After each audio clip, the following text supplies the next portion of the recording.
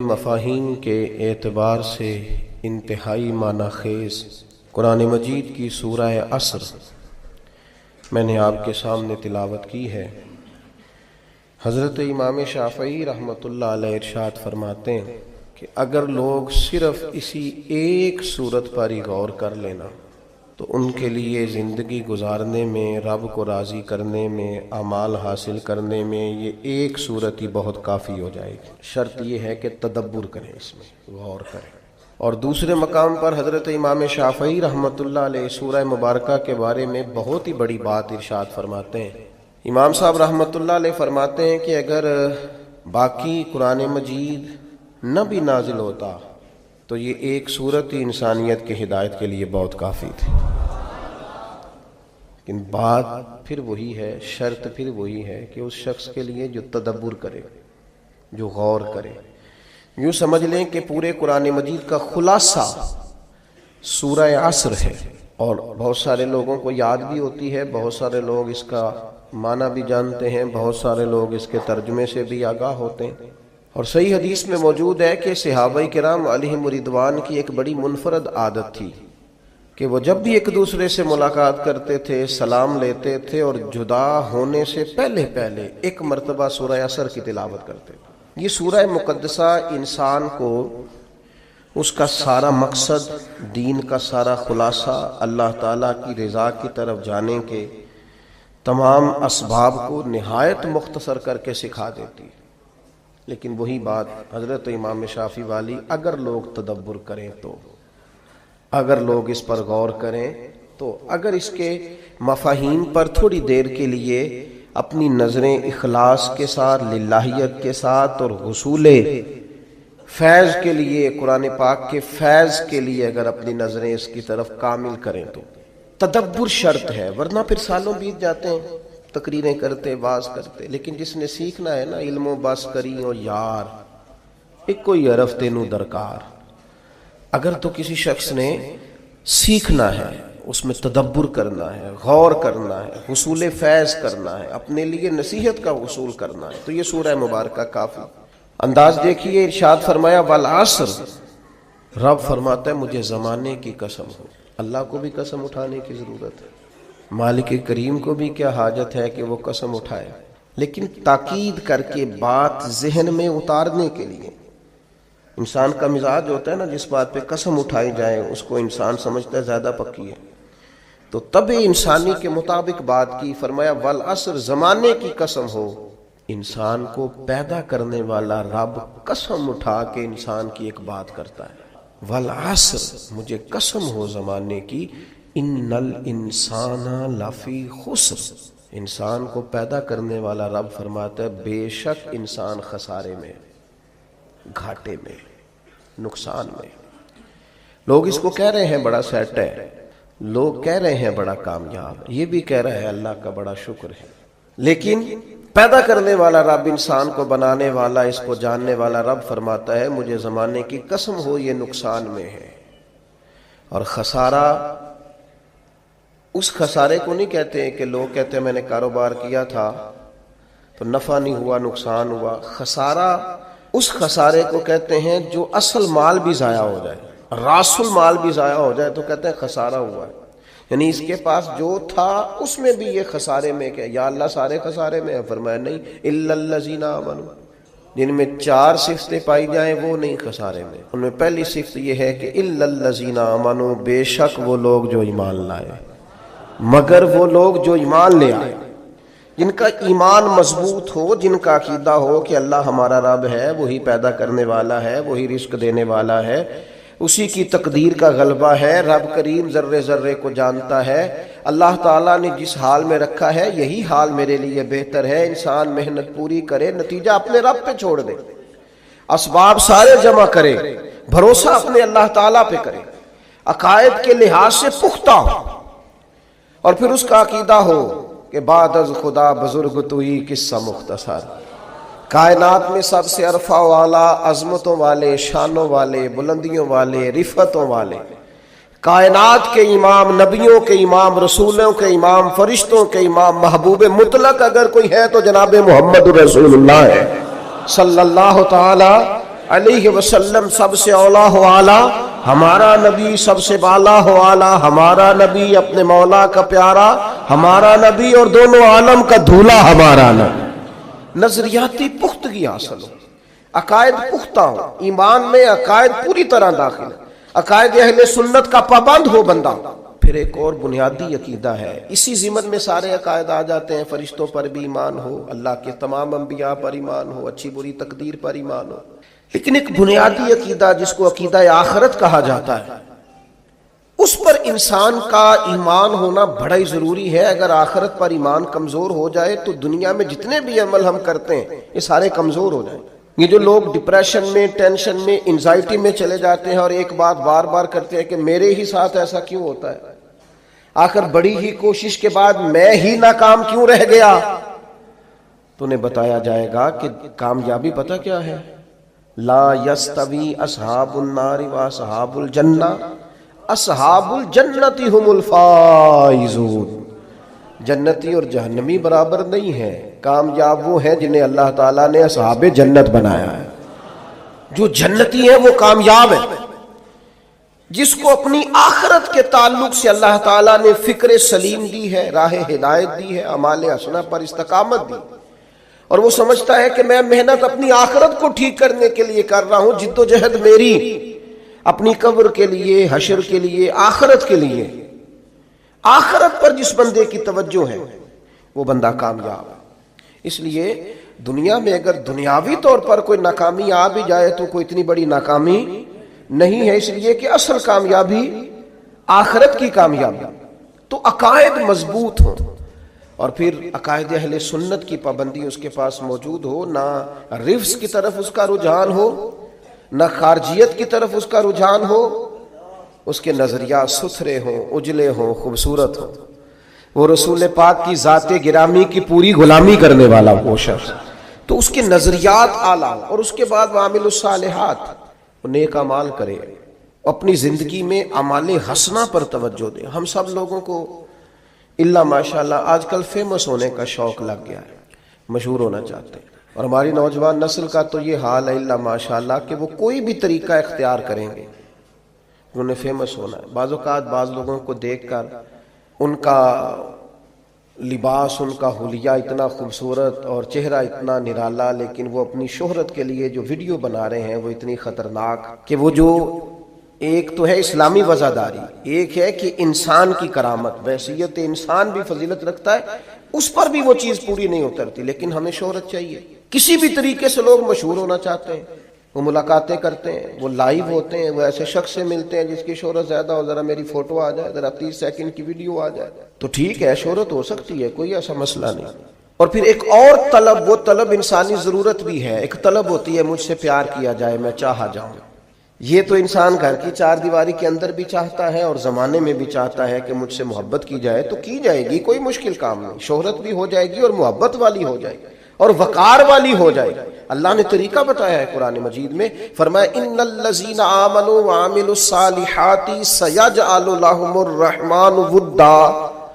بے شک وہ لوگ جو ایمان لائے اور جنہوں نے نیک اعمال کیے، رحمان لوگوں کے دلوں میں ان کی محبت پیدا فرما دے گا۔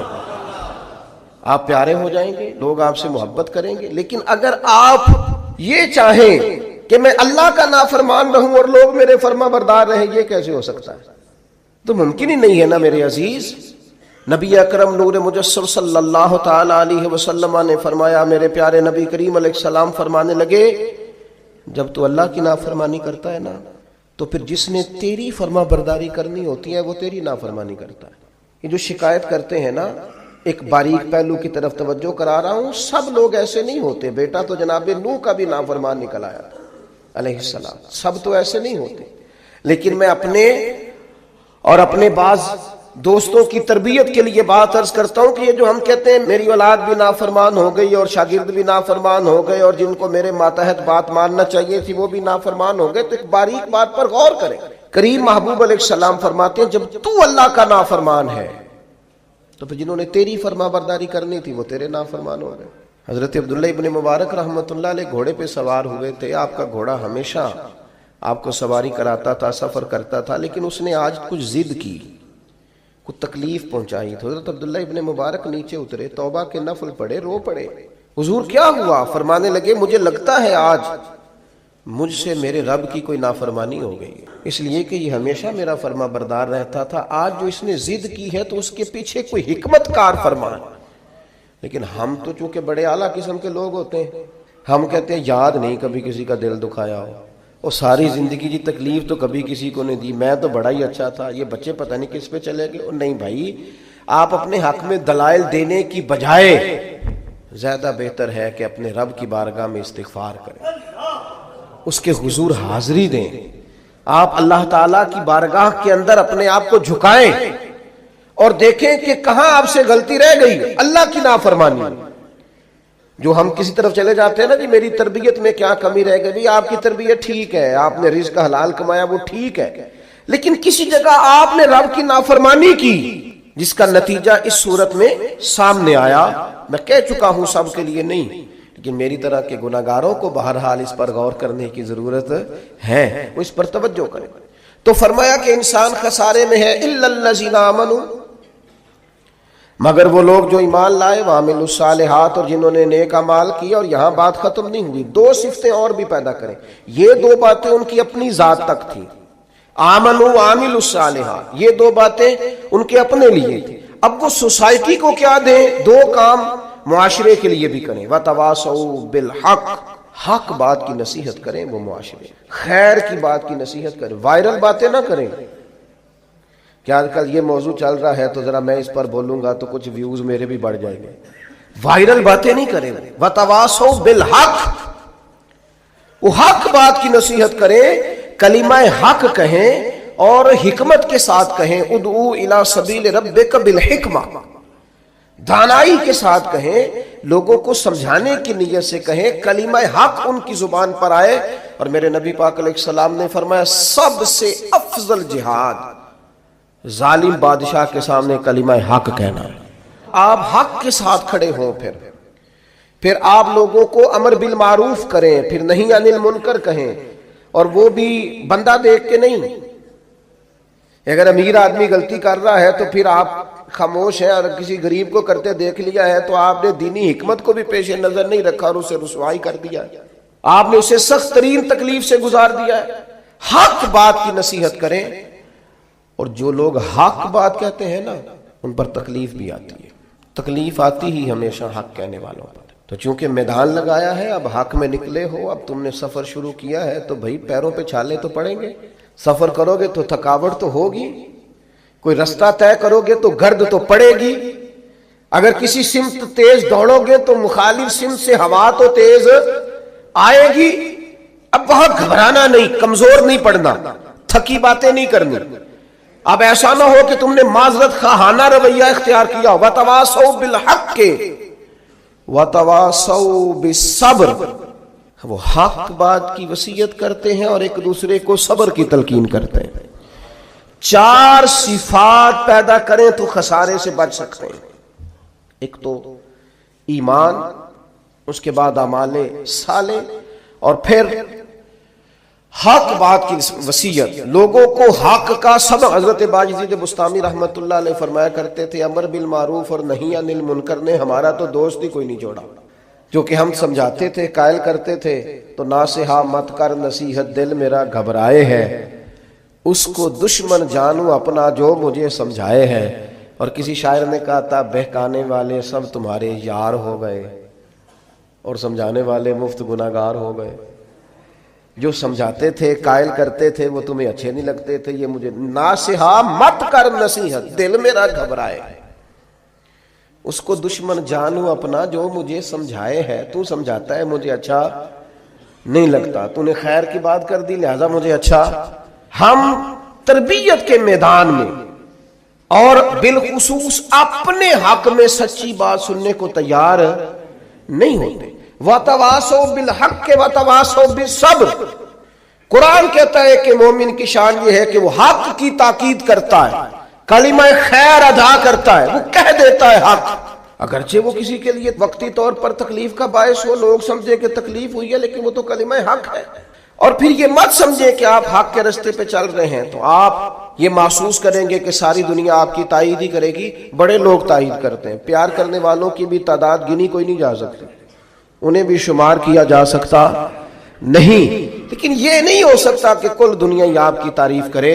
ایک بات ہمیں بڑا پریشان کرتی ہے، مجھ پر فلانا تنقید کر رہا ہے، تو کیا پریشانی ہے آپ کو؟ کیا سمجھتے ہیں آپ اپنے آپ کو؟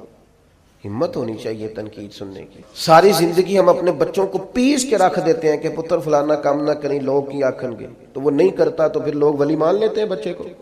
کبھی اپنے بچوں کو اس اذیت سے نہ گزارنا کہ لوگ کیا کہیں گے، ہاں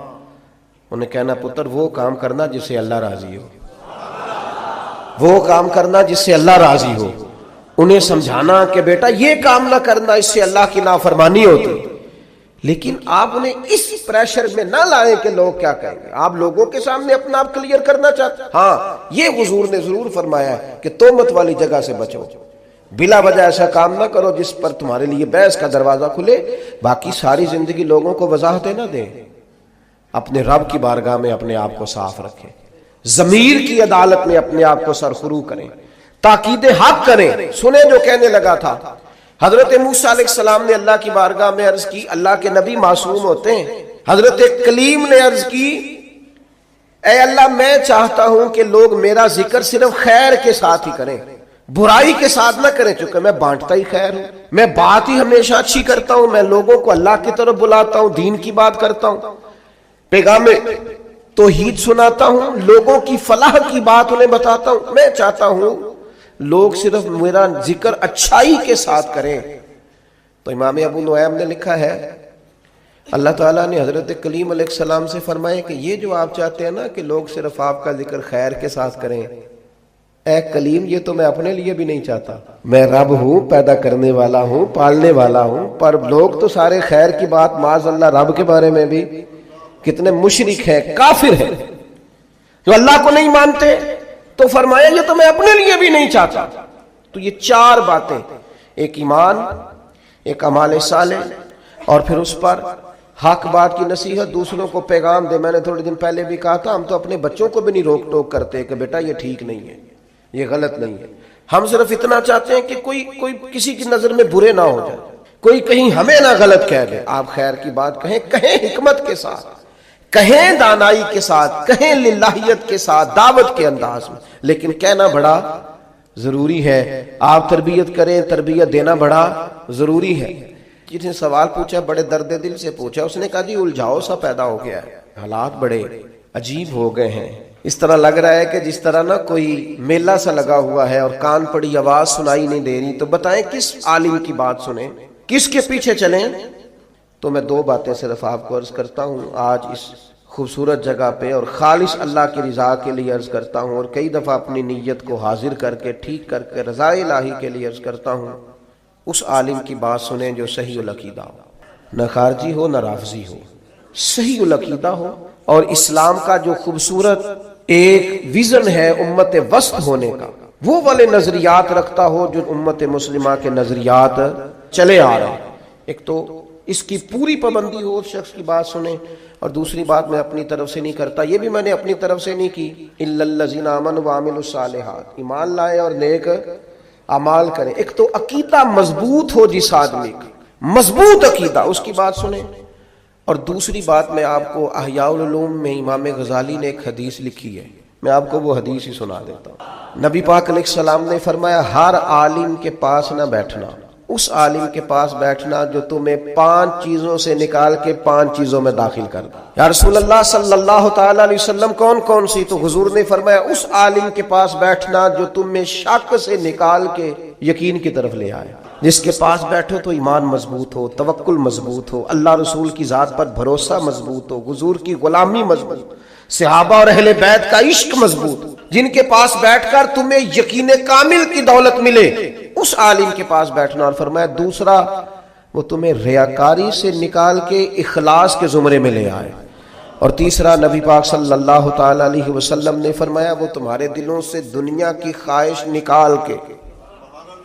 اور تمہارے دل میں تمہارے رب جو تمہیں آخرت میں چیزیں دینے والا ہے اس کی محبت تمہارے دلوں میں پیدا کر دے، وہ تمہیں نکال دے۔ یعنی وہی ہے تیرے زمانے کا امام برحق جو تجھے حاضر و موجود سے بیزار کرے، حاضر و موجود سے بیزار کرے، اور موت کی شکل میں دکھلا کے تجھے جلوہ یار، زندگی تیرے لیے اور بھی دشوار کرے۔ اور چوتھے نمبر پہ نبی پاک علیہ السلام نے فرمایا اس شخص کے، اس عالم کے پاس بیٹھو جو تمہیں تکبر سے نکال کے عاجزی کی طرف لے جائے۔ اور پانچواں اللہ کے محبوب علیہ السلام نے فرمایا اس عالم کے پاس بیٹھو